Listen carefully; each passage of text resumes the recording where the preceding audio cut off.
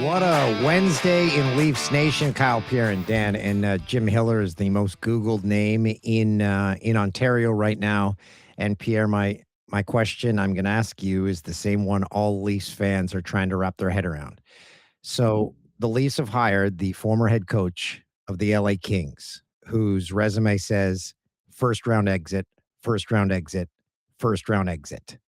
Yet the Leafs said, yep, that's our guy. Please explain. So I don't like to prejudge hires, number one. But number two, pedigree's pretty strong. Assistant coach to Mike Babcock in Detroit, assistant coach to Mike Babcock with Toronto, assistant coach to Barry Trotz with the New York Islanders, assistant coach to Todd McClellan with the LA Kings. His pedigree of learning from really elite coaches is very good. He's a power play guy. He was drafted, played at Northern Michigan University, drafted by LA, played a little bit in the NHL. That's not what coaching's about, though. I think the biggest thing with Jim is he gets along really well with players. He'll create an amazing workplace environment for the Leafs. That doesn't mean it's going to be a country club. I think he'll be able to hire a top-end staff. I really do. I talked to some guys this morning before I came on with you and Kyle, Dan, and they were telling me if he calls me, I'll go work there. And the guys that I was talking to, they're top-end hockey people. They're very good. The power play will get sorted out. Here's just a couple things people don't want to give him credit for. 630 winning percentage in LA, 630. That's really impressive because that's not a very good team, number one. Number two, he's a really good power play guy. He's not a little bit good, Dan and Kyle. He's very good on the power play. He'll probably give some of that to another person, but he'll oversee it, which I think is really positive. And he knows the market. And this is the final part of it. There's no way, in my mind anyways, this deal gets done without the approval of Austin Matthews and William Nylander. Not a chance. And I'll leave you with the one last point. Morgan Riley's best year in the NHL, he had 72 points. Jim Hiller was the assistant coach. DJ Smith was the assistant coach running the defense. DJ Smith and Jim Hiller worked together in LA. So it wouldn't surprise me if maybe there's another reunion for those two guys in Toronto. Pierre, you're actually not going to be leaving me with that because I'm going to press down on this with you right now. You mentioned two things in there that made me think of that immediately. Power play guy and the fact that he is well liked by the players who play for him. Now, I mean, you talk about Morgan Riley having his best year. That was quite some time ago. I think that time of his career has passed him on. But talking about the input they would have gotten from the players on this, is that common or is that unique to this situation? Or is it because of possible fear of losing those two guys or them asking to leave down the road? I think it's a combination of all three, and I think it's a very fair question that you would ask. But I do know this, in this era today, players and management usually talk. Not every player and not everybody on the management side, but there are meetings that happen. I mean, I know for a fact that Joe Sakic is talking to Nathan McKinnon, which he should be doing out in Colorado now that he's taken over as a general manager of the team.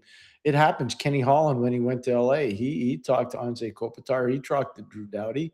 Those are the kinds of things that happen. I'm not surprised at all if Matthews and Nylander had a say on this.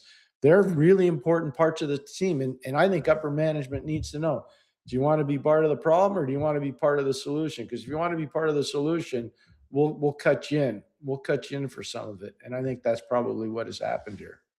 Pierre, is this the other part of it is this a glimpse at how the Leafs are going to do business now? Because Hiller's name did not get written down by a single person, was not on a single list.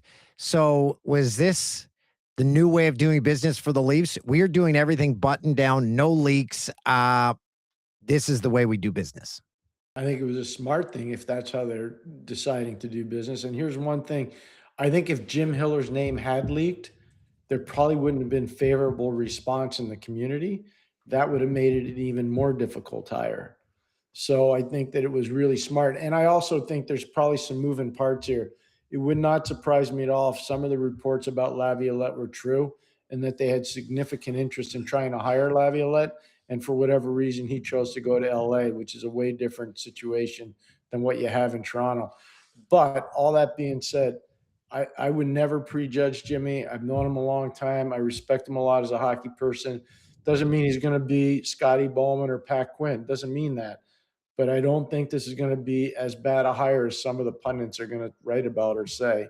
I think you're going to be very surprised by how buttoned down and orchestrated this team is, especially when it comes to power play and offensive opportunities. Pierre, there's about 2 weeks left in June. Jim Hiller is now the head coach of the Toronto Maple Leafs. The draft is coming up soon. Walk me through his first 2 weeks on the job. Spending a lot of time talking to established players, watching the American Hockey League team or talking to the American Hockey League coaches. He should not be interacting at all with the amateur scouts. That's going to be Matt Sundin's job. That's going to be John Chayka's job. He should have nothing to do with that. The truth of the matter is he's got to focus in on how he wants to build his training camp. What are they going to do with development camp? Talk to his development people. Just focus in on the players that you have in-house, whether they be pro or amateur, and focus in on how you're going to build your staff. He should have nothing to do with the draft. Zero, nothing. How are we looking on the Leafs' first overall pick? He's still saying it might be a surprise? Everybody's talking. Is it going to be McKenna? Is it going to be Stenberg? I've watched both players play a ton. Dano, I really have. It's hard for me to say Gavin McKenna's a lead pipe cinch to go one, and I'll tell you why. Outside of the power play at Penn State, he wasn't ripping it apart. He was good. Even he admitted selfish, not being mean, not being selfish. He said, hey, I got my confidence back when I went to the World Junior, because before that, I wasn't used to playing against guys that big, that fast, that strong. So it shows you how big a jump it is to go from major junior to Division I college hockey. And he played on a good team at Penn State.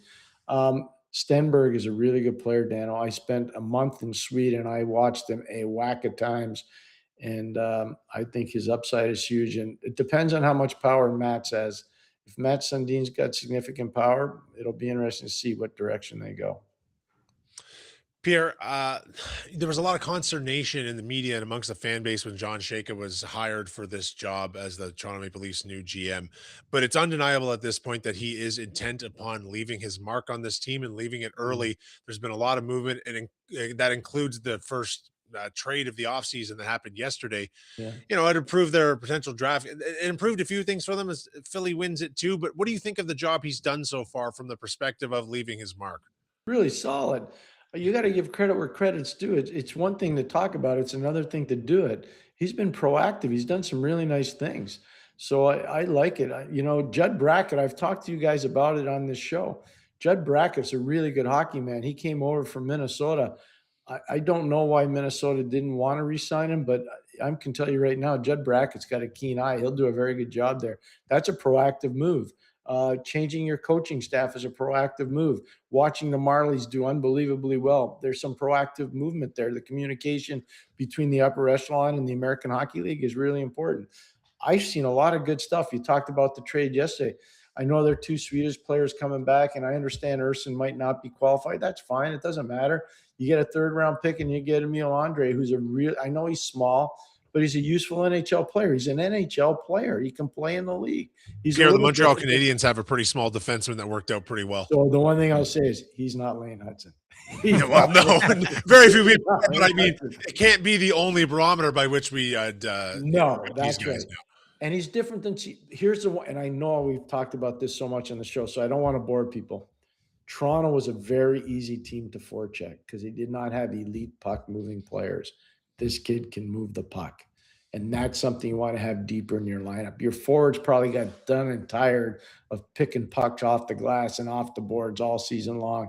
Now at least you're going to have some guys who are going to be able to move the puck tape to tape, which is very important. Pierre, I haven't talked to you since all the Mike Babcock stuff resurfaced to him potentially returning to the NHL with the Edmonton Oilers. And now the NHL is investigating what happened in Columbus and whether he can go to Edmonton. That aside, are you at all surprised Babcock is most likely returning to the NHL? I am. And I'm not afraid to share this with you, Dan. Just before the Olympics, I've been friends with Mike a long time. I asked Mike to come on a show that I do out of Pittsburgh. And we've had some amazing guests on that show, top-end people from all over the hockey world. And, we've had general managers from the NFL come on that show. We've had Gemini and Emmy Award-winning broadcasters. I mean, top-end people. And I asked Mike to come on before the Olympics. And he said, Petey, if I was still relevant in the NHL, I'd come on. I'm done with the NHL. I'm done with hockey. He says, I love my life. I go fishing, I go hunting, I spend time with my wife, I watch my children. My son Michael is becoming a coach. When he was telling me this, his son hadn't taken a job yet, but now he's a head coach in the Ontario Hockey League. So that's what he told me. And then when I heard about this stuff, I was like, really? He's coming back? Somebody told me 2 months ago or 3 months ago. So I was really surprised. Come on, Pierre. You know that the coaching division of the NHL is basically the Hotel California. Once you've entered, you can never, ever leave because there's Well, always a job somewhere if you have a winning percentage of 35 or higher, it seems, in the NHL. Not that Babcock doesn't have a better winning percentage than that. Do you expect this Toronto Maple Leafs team to make any more significant moves before the trade, before the draft next week? Good question. I don't know the answer to that. If I did, I would definitely share it. I think everything's going to be proactive this summer for every team. We could do one of these shows every day because I think there'll be Yep. breaking news every single day. It might not be Toronto centric, but it'll be the orbit around which Toronto is involved. I see Detroit being proactive, Buffalo being proactive, Ottawa being proactive, Montreal being proactive, Tampa being proactive. Columbus is close enough. I think they'll be proactive. What's going to happen in Winnipeg? I can go down the line. I think it's going to be just one of those wild and woolly summers. And part of it is because it's a terrible UFA class, unrestricted free agent class. And I think everybody sees themselves as a legitimate contender to win the cup. After they see what Carolina did this year, after they see Vegas actually getting to the Stanley Cup final, people are saying, if those guys could do it, we can do it. We can do it. And I And think that's kind of where what we're at. happened with the Canes winning the cup with a goalie that had not really played. He had no real resume in the NHL. Mhm. He comes in, starts 3 in a row, and he wins them. So that signified, although we kind of knew it was there, the death nail or the nail in the coffin. There's no death nail. The nail in the coffin of you need a big name goalie to win the cup. It was just proven. Nope, that's gone. Yeah. You can win with anyone in net now. Or a good tandem. You Yeah. can, but you know what? If you're going to do that, you need to have a center ice position like they have in Carolina. Sebastian Aho, Logan Stankoven, Jordan Stahl in the 3-hole, Mark Jankowski in the 4-hole. But then you have to have an elite shutdown tandem like they have with Jacob Slavin and Jalen Chatfield. That's something that everybody's talking about the goalie. Dan, you're so right about that. But nobody's talking about, look at how they're built down the middle and look at their top shutdown tandem. That Jacob Slavin and Jalen Chatfield, that's one of the better tandems we've seen in the NHL in a very long time. And part of that is Slavin is just so darn coachable, and Chatfield has been unbelievably improved over the course of his career. Undrafted player. It's just an amazing story just where he is right now. So that's part of why they won with the goaltending that they had. Pierre, another hockey news. The Canadian Broadcasting Corporation has lost the rights to broadcast Hockey Night in Canada, not only ending one of the longest broadcast relationships that we've all grown to become familiar with. That's a Canadian institution, and it's now moving on. What are your thoughts on that? Shocked. I was shocked when I heard about it. You know, as a kid that grew up in Montreal, and in Montreal, we were able to get it. And then all of a sudden, when we moved up north, about an hour and a half north of Montreal, you had to have cable TV to actually get it back then. And my father wouldn't pay for that. So we had to go to the local hotel to watch Saturday nights on a hockey night. And, you know, whether it was Danny Gallivan and Dick Irvin or Foster Hewitt, I couldn't believe I had the honor of working with Dave Hodge, who was such an iconic voice and figure for Hockey Night in Canada for so many years. I was shocked when I heard it. You know, when I was coaching the league, there was no bigger show in hockey than Ron McLean and Don Cherry. There was every single time those guys came on, you could have been coaching in the game, you could have been scouting in the game, you could have been writing about the game. If you were at the game, you were watching it on TV in between periods. Everybody was watching it. And to see that the whole franchise is folded is very sad. Very, very sad. I grew up watching. So in Peterborough, Ontario, we would get the Habs games. That was our feed. We'd get Dick Irvin on the call. But here's my thoughts. I think it is so short-sighted to leave people that can't afford a cable package for a sports network out in the cold. saying, sorry, you got to pay to watch hockey now. And I truly, and I will take this to my grave, that is where the CFL went wrong when they took games off CBC and went with a cable broadcaster for all their games. You lost an entire fan base because they're like, screw you. I was able to watch these games for free. I enjoyed it. I'm not doing that. And that's what's going to happen here. It's obviously a different animal in the NHL compared to the CFL, but still, you're alienating a lot of viewers. I could, you know what, Kyle, I don't know your take on it, but I can't back Dan up enough on that. That's why I told the story when we moved up north and my dad didn't want to pay for cable television. We would go to the local hotel that had cable and we'd watch it as kids. That's what we did. And you know what? It's only because my father and mother knew our passion as my two brothers and my sister to watch hockey that we would be able to go. But I'm just telling you, I was heartbroken when I heard about it. Dan, your point is so well taken and spot on, in my opinion. To add to what Dan said there too, and my take is sort of this, Pierre. From a business perspective here, the NHL has been on such a good run for the last 18 to 24 months. They've really taken a lot of the steam out of basketball, despite the Knicks just winning, which will give a lot back. I just think any move that's made that can potentially expose the game of hockey to fewer people is a tremendous mistake right now. And what Dan had said is this game is still the number 4 of the 4 major sports leagues in North America, and they're not gaining particularly fast on third place anymore. And why would you make a move that exposes it to fewer people?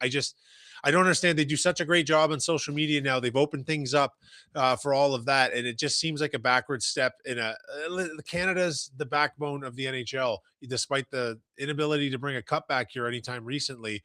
It's which American major city doesn't like beating one of the good Canadian teams? I think it's an insult because they see the Canadian viewer as, they'll find us, they'll watch.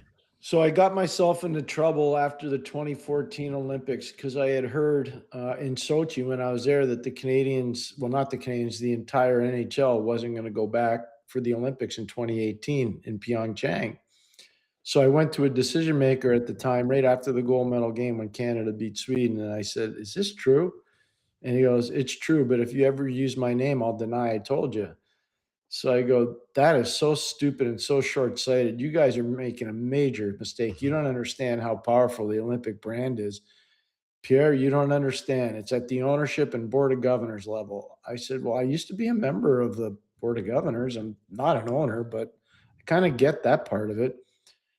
And then they backtracked and almost like they were going to go back. And then in 2017, they said, nope, we're not going back. And can you imagine? They missed all those 2 Olympic cycles in men's hockey. And look how big it was this year, fellas. It was huge for hockey. All around the world, it was huge. I just wish they'd get their this is not a smart move by people at the league office by taking it off of over-the-air television. It's not a smart move. Pierre, we thank you. It's good seeing you, but I haven't seen you in forever. Kyle gets to see you. I don't. I cut my hair for you, Dan.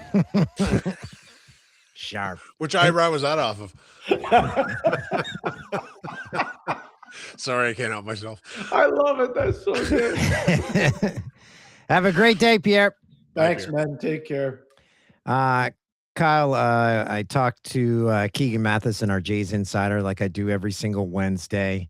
And now after every Jays win, I always jokingly say the Jays are back. But again, we had a glimpse of Davis Schneider.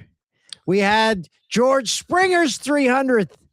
And it's always those glimpses of like, it could happen still. I texted you last night during the game. I texted both you and producer Tim about something. And I feel like, to me, none of this change, none of these glimpses will remain fixtures until Vladdy fixes things, because he looks lost. He looks lost, man. He's trying to pull every outside pitch. He's looked lost at the plate for most of the season, despite putting up a decent average until recently. And I really think that the consistency that flowed through this team through the latter half of last year begins and ends with his bat, where it's anchored in the lineup. And I just don't, I mean, the pitchers coming back is going to be great. Bieber back in the lineup is going to be great. I know you guys talked extensively about Max Scherzer, so I won't repeat any of that. Oh, But no, to me, I it's want to talk about Max because this might be, and we say this, this is I said Cowboys' this, last stand. Yeah. I said this a month ago with CJ, and he goes, and he even said at the time, I don't know about that. When I said each start could be Max's last because it's been that bad. And this is another one. But even if he lays an egg and John Schneider leaves him out there for 5 runs and then keeps him in because he has to chew up innings, at what point? And people have said the Max experiment should have ended a long time ago, which is tough to say to a Hall of Famer. But at some point, it has to end.